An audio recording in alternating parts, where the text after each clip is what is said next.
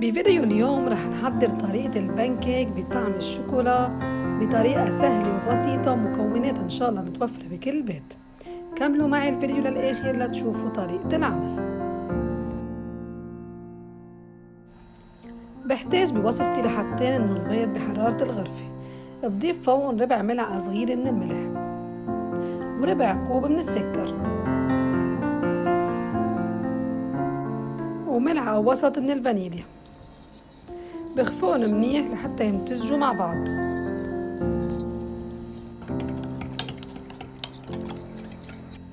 من بعدها بضيف ربع كوب من الزيت النباتي، كوب ونص من الحليب السائل،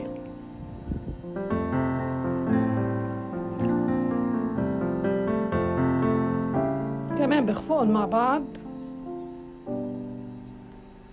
وهلا بتركن على جنب لحتى احضر النواشف. بالنسبة للنواشف عندي كوبين من الطحين بدي نخلهم، وبهالوصفة الأفضل إنه نخل الطحين كرمال ما يبقى عندي تكتلات. أنا استخدمت الكوب المعياري، فيكم أنتوا تستخدموا أي كوب بس المقادير كلها بزيت الكوب.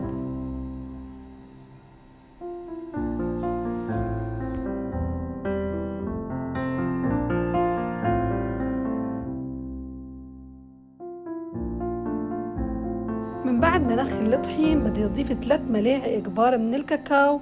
أنا ضفت الكاكاو المر الخام وملعقة كبيرة ممسوحة من الباكينج باودر. كمان بدي نخلهم لأنه مثل ما انكم شايفين الكاكاو بيعمل تكتلات.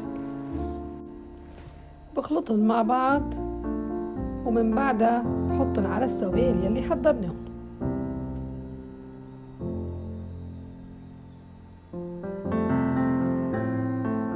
بخفقهم بالخفاق اليدوي لحتى يمتزجوا منيح مع بعض.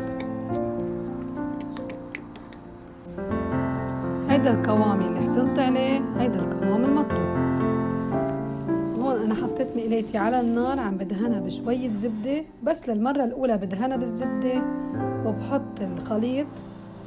فيكم تحطوا الخليط بقنينة تبعت الكاتشب، وفيكم بملعقة صغيرة مثل يلي انا استخدمتها، الملعقة الغميقة، وفيكم تعملوها بالحجم يلي بتحبوه.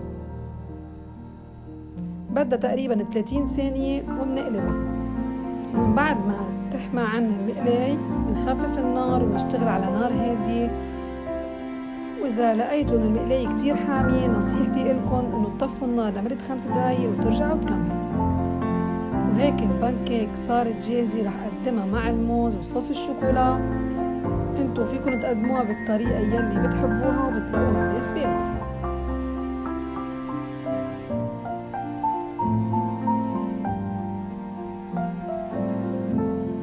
شكلها بشهي والصورة بتحكي عن حالها. رح أقطعها بهيدي الطريقة. بصحة وعافية من قناة أكلات إيمان الشهية.